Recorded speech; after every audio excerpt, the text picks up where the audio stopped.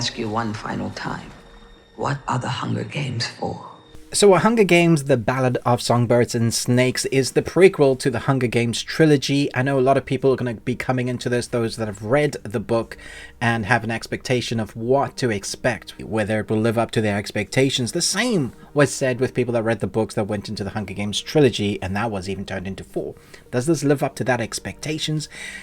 Will you like it if you haven't read the books? Let's talk about it. Coriolanus Snow mentors and develops feelings for the female District 12 tribute during the 10th Hunger Games. So Francis Lawrence once again picks up this the mantle to direct the next Hunger Games movie. The thing I should say is it's long. I didn't know when going into it was this long. It's still a 12A here in the UK, but it's 2 hours and 37 minutes long, and you do feel it in the third act, which is a strange place to feel the length of the film.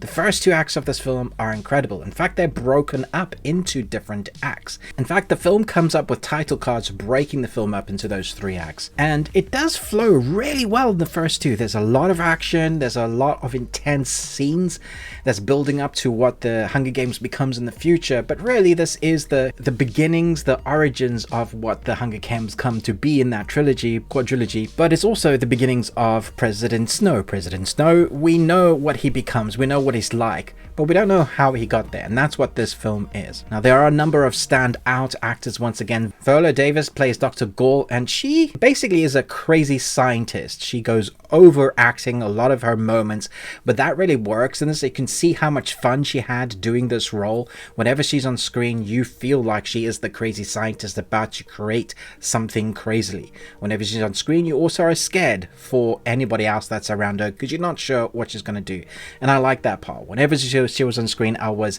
loving what she was doing. She's eating up the atmosphere and those around her. The dialogue she's given, she doesn't phone in crazily, but she creates crazy moments, which I really like. Now, this is a much more analog film rather than the special effects of what we get in the Hunger Games trilogy, with their technology being so much more progressed, because this is back in the past. I mean, it's not long time ago, but it's long enough for it to be more analog with still interesting technology, but it has a more tactile feeling to it. So even the screens we have that old timey. If you think about some of the Fallout games, that's sort of what you're getting, stuck in the 40s, but also has technology that works well with it. So it creates an atmosphere that you feel like it's very real and tactile because it has all those kind of push button things rather than digital content. And I think that worked to create a place for the viewers to be a part of the experience, especially as the districts are all participating in these games where you are a fly on the wall viewing what others are viewing as sports, like blood sports. Bloodsport, the true story of the ultimate champion. And that's what works well for us to get behind some of those contestants, like you did in the future films, not the previous films, the future story in the previous films.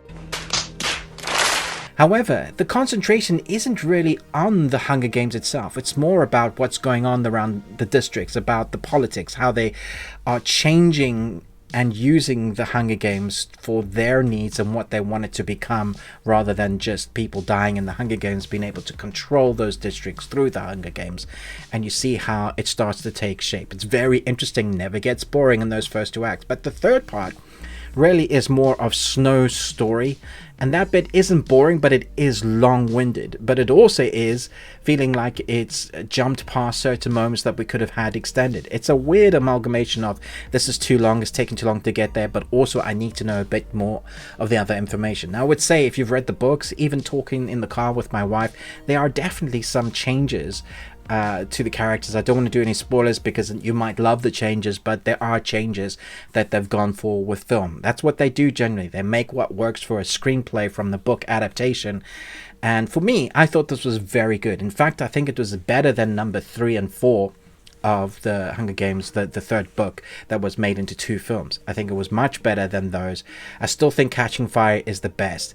This might be on par with the first Hunger Games because it was really interesting to see how these characters progress, where it comes from. It was very exciting. And then obviously I can't not talk about Rachel Ziegler, Lucy Greybeard, who she plays I think her performance is great, especially her singing. She has an amazing voice.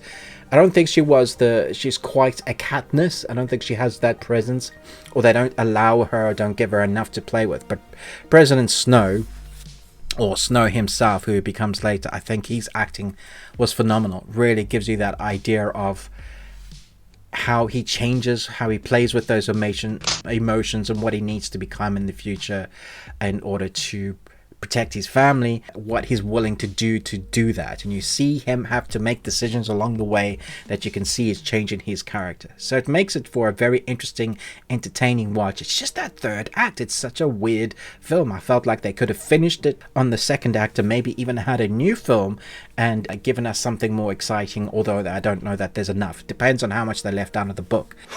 You got one.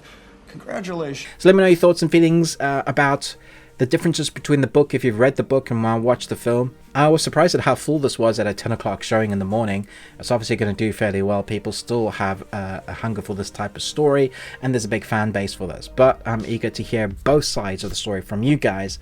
If you haven't read the book and you're coming to us, what did you think of it? How do you rate it? Where would you rank it in now the 5 films? Thanks so much for watching, but most of all, until next time, remember, live long and Tuesday.